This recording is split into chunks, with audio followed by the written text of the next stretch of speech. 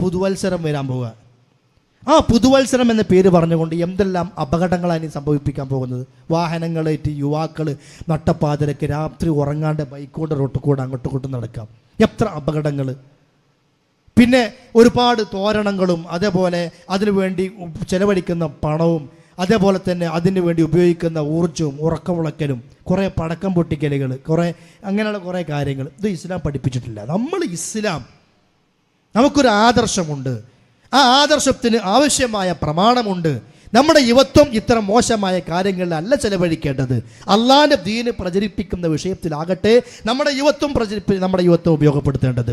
ബദറുണ്ടായതും ഉഹദുണ്ടായതും ഖന്തഖുണ്ടായതും ഹിജ്റയുണ്ടായതും ഇസ്ലാമിക ചരിത്രത്തിലെ എന്നെന്നും സ്മരിക്കാവുന്ന പല അത്ഭുതങ്ങളും ഉണ്ടായതും വൃദ്ധന്മാരായ ആളുകളെ കൊണ്ടല്ല, 25-ലും 26-ലും അല്ല, 15 മുതൽ മേൽപോട്ട് പ്രായമുള്ള യുവാക്കളിലൂടെയാണ് ഇസ്ലാം പ്രചരിച്ചത്, ഇസ്ലാം പഠിപ്പിക്കപ്പെട്ടത്, ഇസ്ലാം അവർ പഠിച്ചത് ആ പ്രായത്തിലൊക്കെയാണ്. എങ്കിൽ ആ പ്രായത്തിലുള്ള നമ്മൾ സമയം ചിലവഴിക്കേണ്ടത് പുതുവത്സരങ്ങളുമായി ബന്ധപ്പെട്ട അതിൻ്റെ കുറേ പണം ചിലവഴിക്കലും അതിനുവേണ്ടി റാലികളും അതിനുവേണ്ടി മുദ്രാവാക്യങ്ങളും അതിനുവേണ്ടി പിന്നെ തോരകങ്ങളും അതിനുവേണ്ടി പണം ചിലവഴിക്കലും ഒന്നുമല്ല.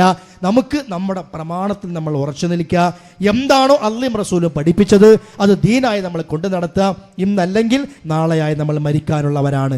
നമുക്ക് മുമ്പ് ഒരുപാട് ആളുകൾ പോയി. നമ്മുടെ ഉപ്പമാര്, നമ്മുടെ ഉമ്മമാര്, നമ്മുടെ നാട്ടുകാര്, നമ്മുടെ കൂട്ടുകാര്, സുഹൃത്തുക്കൾ, അവരെപ്പോലെ ഇന്നല്ലെങ്കിൽ നാളെ ഞാനും നിങ്ങളുമൊക്കെ പോകാനുള്ളവരാണ്.